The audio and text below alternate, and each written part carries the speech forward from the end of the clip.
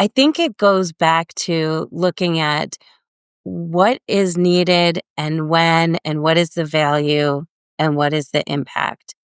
And so just because things are at our fingertips doesn't mean that they should be the first choice of use if they are not a match for the journey we're taking or where we want to end up. And so I think, particularly with invention education, I'm trying to make sure that kids look in their recycle bin and that they know that that is gold for them to be working with.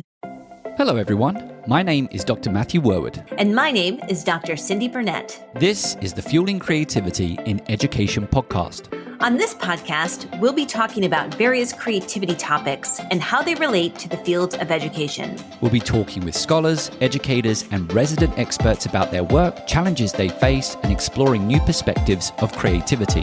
All with the goal to help fuel a more rich and informed discussion that provides teachers, administrators, and emerging scholars with the information they need to infuse creativity into teaching and learning. So let's begin.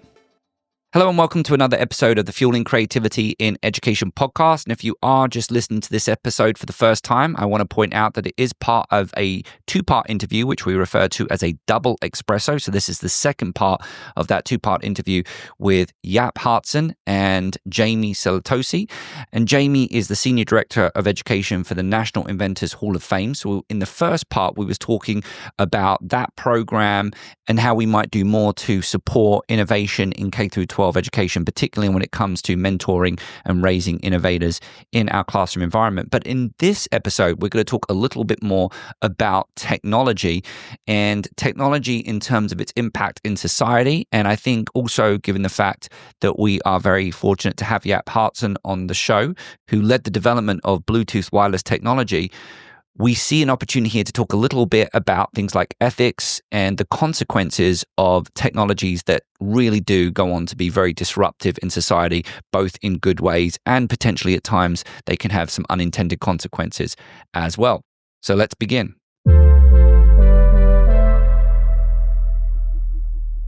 So Jaap, I'm going to just kind of dive straight in, and I quite often pull from Rogers' innovation diffusion theory, which talks a little bit about innovations. And quite often when we're designing something, there's obviously an intended outcome. We're working to solve a problem. But likewise, if that technology such as Bluetooth, or we look at things like generative AI, but social media, the internet, the World Wide Web, these kind of really big disruptive technologies sometimes can go on and have unintended consequences as well. And the reason why I bring that up is, given your background developing these technologies, I'm curious, to what extent does these unintended consequences kind of emerge? And within Rogers' innovation diffusion theory, there's kind of potential known unintended consequences of this technology. And of course, there's unintended consequences that we don't imagine. But I'm particularly interested to kind of explore this topic, because then I'd like to kind of get us to think about what we might do as we're raising innovators to be more sensitive to some of the societal impacts that technology can have in society. So first part of the question, to what extent do you think about unintended consequences when you're going about developing what might be a really disruptive technology? Yeah, that's a good question, Matt, actually, because I'm of the opinion that any new thing you can think of can be used in the wrong way. And I also know Bluetooth. Bluetooth is a radio communication device, but it can be used as a remote control, and then it can set up explosive and do wrong things. But on the other hand, it also helps a lot of people in communicating with each other. And so every medal has two sides. And I don't think that by going in a way that we say, okay, we don't create this technology, but because it could have a wrong effects, that will be the solution for that. It's more like, how can we educate the people that they do not misuse the technology? And actually, that has nothing to do with technology itself. It has more to do with the ethics of the people themselves. Because, as I always say, the very simple example, a knife you can use to cut the meat for your food or your vegetable. Maybe that's a better example nowadays. But you can also kill a person with it. And therefore we should not have a knife. And that's the same with technology. And every technology you can use in a bad way. And as I said, we should raise humanity that you should not, be motivated to use it in that way, in the wrong way. Jaap, thank you for that response. I think it really provides a holistic view of invention itself. So, Jayme, I'm curious from your perspective in the work that you do, is this something that you talk about with students in terms of ethics of what we invent and the consequences of those things? And how do you do that? At the core, I would say that we are always trying to get students to think in ways of in what ways might we and how might we, and all of these wonderful sort of statement and question starters that are beloved to the creativity world. And, I think that exploring areas like this come from asking good questions and having that open-endedness.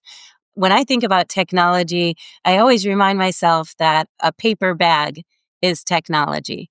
And so I think it's great to sort of widen the conversation about technology, for example, and then be able to look at our children having experiences with as much hands-on tech, like LEDs and motors and all of those materials we like to give to prototype with, as well as when they maybe go home and are using their laptop, for example. So I think first and foremost, starting with what is technology and how are children engaging and interacting with it, and then going into these more specific realms that you're speaking to with talking about some of the consequences. And one of my roles is to make sure that children and teachers, or at least a role I assign to myself, is to make sure that they have the opportunity to know a little bit more about, what is inside of their cell phone and how do these things work that they are using. And we got a little bit this past summer as we were piloting one of our new modules called In Control. The kids are going on this amazing road trip and making all kinds of discoveries. So we introduced AI in one of our modules called In Control this summer. And we did it in such a way where children are designing these dashboards to be able to go on an ultimate road trip. And they build a little prototype of an AI assistant. And they just start to have some good conversation about some of the beneficial ways that AI can be integrated. Now, they're not using a computer while they do this, but they're just exploring the topic. They do, however, get to see a video, and one of our inductees had talked to us a little bit about this Greek robot named Talos and, AI coming on the scene a very long time ago. And what I saw was teachers were able to find a little bit of comfort of knowing that even though some of these AI tools are rising quickly on the scene, that there are roots that go way, way back. And so we can kind of see how we've been incrementally getting here. And so, I think a lot of people were very comfortable with getting packages quickly during the pandemic, but maybe didn't know how much AI was playing a role in what was happening, for example. So I think one of the tasks that I charge our team with is to be able to share so many of the ways that AI has been part of technology and part of our society, because I think that that's an important discussion to have long before sort of the ubiquitous use of Chat GPT, which, as a little aside, when I started myself using some of these tools, what I realized was it's an even more exciting chance in the classroom in a very hands-on way to be talking about making forced connections and some of the creativity-based tools that are behind the AI that we are using. So I think as much as we can get hands-on visceral experiences that ground all of this, that's my real mission with NIF education programs. And I just wanted to follow up on this idea of kind of forced connections, which is, I like this idea of doing a divergent thinking activity to some extent around a particular technology that the students are familiar with, that they might perceive it in one particular way. But then by having these forced connections, you can challenge them potentially to diverge their thinking specifically focusing on an area that perhaps they hadn't considered before. And this really kind of hit home for me when I was watching Al Gore's Inconvenient Truth 2006 about climate change. And I think we had a PlayStation 2, and I suddenly realized that the standby switch, for example, was drawing power. And it made me realize that obviously the design of the PlayStation 2, it was to be more responsive. It was looking from the consumer's perspective. How does it power on really quickly? We want to make it easy and accessible for the user. But I'm going to make the assumption that the engineers in that time hadn't necessarily considered the fact that it was going to continue to draw power and whether or not that was ethically responsible to do that, or it wasn't a big enough priority for them. So I really like that. And I don't know if any of you have any follow-ups, because it's not just climate change. There's other things, other perspectives that we might take when it comes to talking about new technology breakthroughs. Yep, I'll share a couple of thoughts, and then I'd love to hear your perspective on what an engineer is thinking about while they're designing and developing an innovation, because I think, that will shine an interesting light on things. I think it goes back to looking at what is needed and when, and what is the value and what is the impact. And so just because things are at our fingertips doesn't mean that they should be the first choice of use if they are not a match for the journey we're taking or where we want to end up. And so I think, particularly with invention education, I'm trying to make sure that kids look in their recycle bin and that they know that that is gold for them to be working with in terms of taking an idea from maybe that idea to a 2D sketch to a 3D model, really looking at the wide array of materials that are available to you and not necessarily maybe going straight to typing. And so I think that the more breadth and depth that we have with understanding what tools are and what materials we can leverage to be able to create and invent and make that impact, I think then we will start to be able to feel like we have some choices along the way. Yeah, I can add on Jayme, because I was talking in the previous episode about no boundary conditions when you start inventing and creating. But at a certain moment, you put in those boundary conditions, and boundary conditions nowadays are quite different than they were like 20, 30 years ago. And a number of things have to do much more with the way you recycle a product, the rare materials that are in there, the transportation you have to get all the components together to make a product. So all those things come in play now. So in my company, we are looking at ways to reduce the impact on the earth and nature when you create a product. So when you starting to create a product, boundary conditions like that come in. So trying to make things from materials that you can find locally is, example, the lifetime of a product. Can you recycle it, or for example, can you replace a battery? I'm working very small air tips that's put in your air, and well, if the battery is dead, do you have to then just waste the product? These kind of things. Yeah, we did not think about that 30 years ago, but now we really taking that into consideration, also in the creative process already. We got the most amazing email this fall. So it was from one of our Camp Invention participants' mothers. She was describing what the family was going through with Hurricane Helene and the storm and power outages and impacts on their house and on their vehicles. And her son took his glow box that he had made at Camp Invention. He pulled apart the circuitry from it, and he created something totally brand new that was able to light up the counter enough for them to make sandwiches. And he exclaimed to his mother, he said, "See, I told you I was born to create." Aw. And so now what I'm seeing over time is that what maybe 15 years ago was considered enrichment programming, now I'm seeing incredible creative problem solving around survival and thrival skills. And along with that glow box, which had some unique science behind it, it was based on the CRISPR-Cas9 gene editing technology. We wanted to be able to make science like this tangible for our younger participants.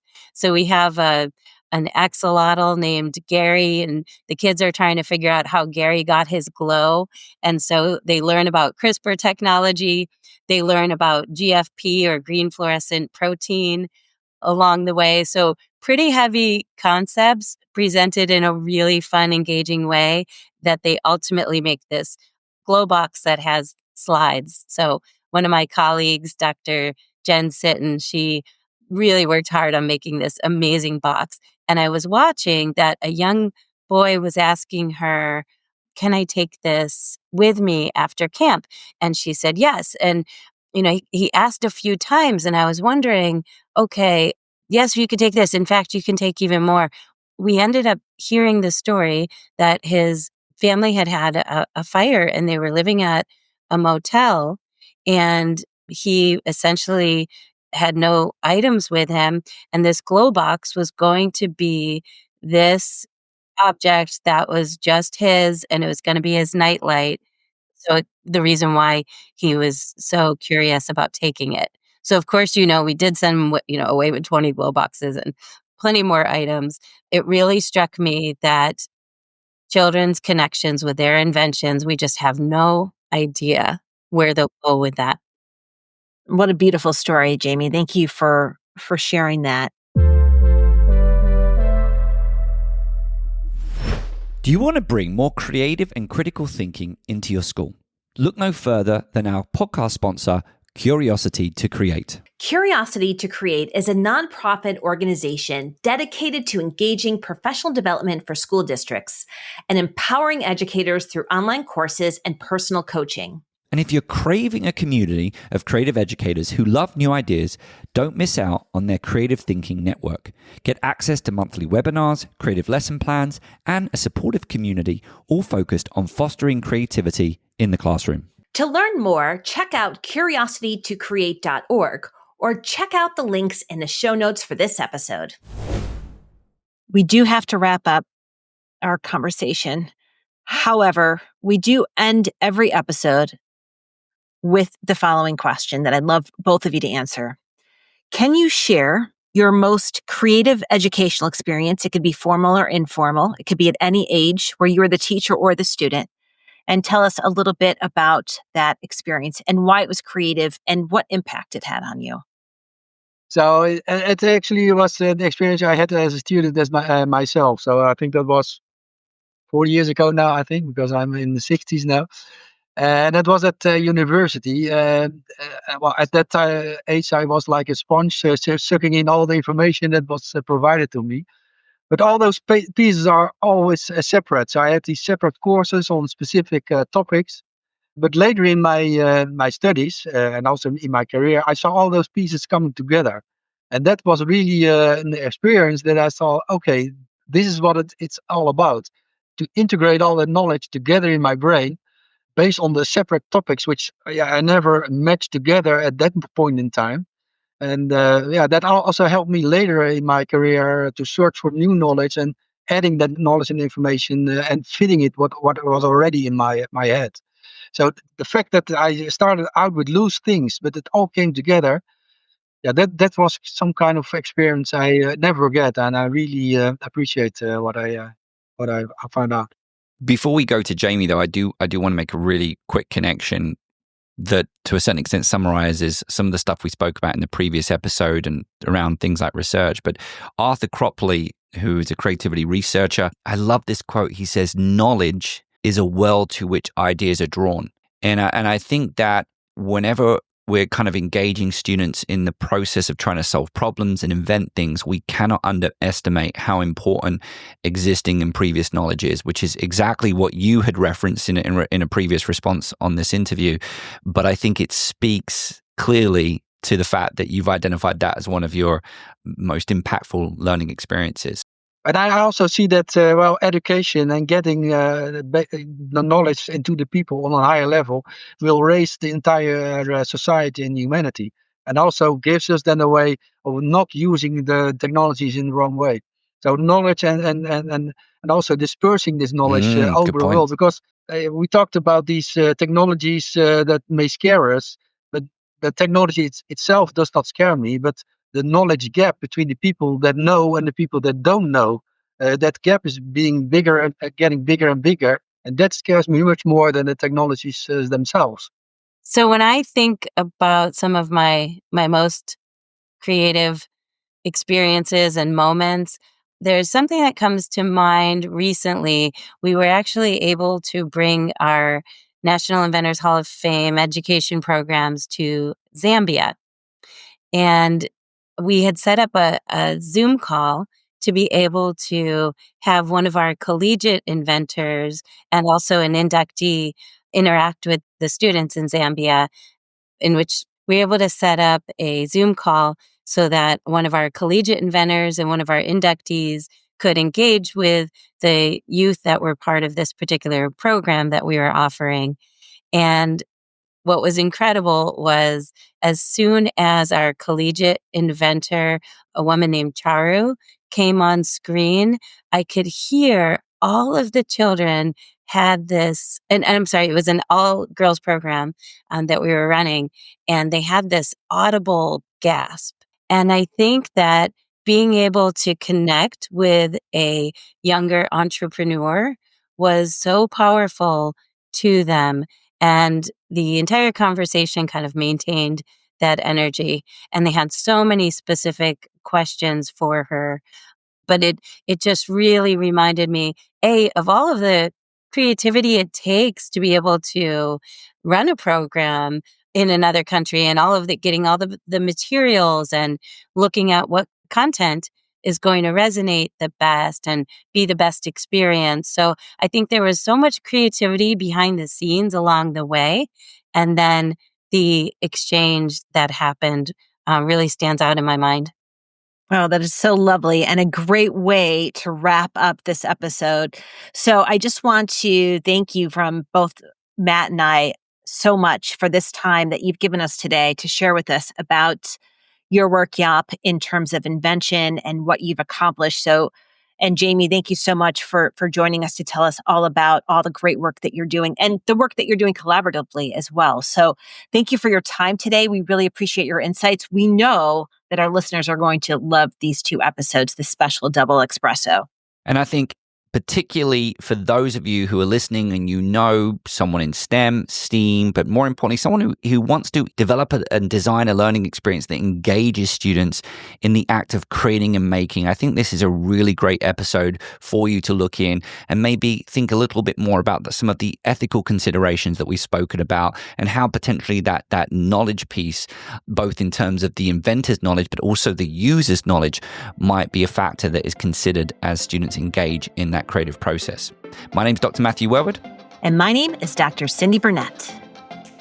You've been listening to the Fueling Creativity and Education podcast, hosted by Matthew Warwood and Cindy Burnett. Our creative producer is Catherine Fu.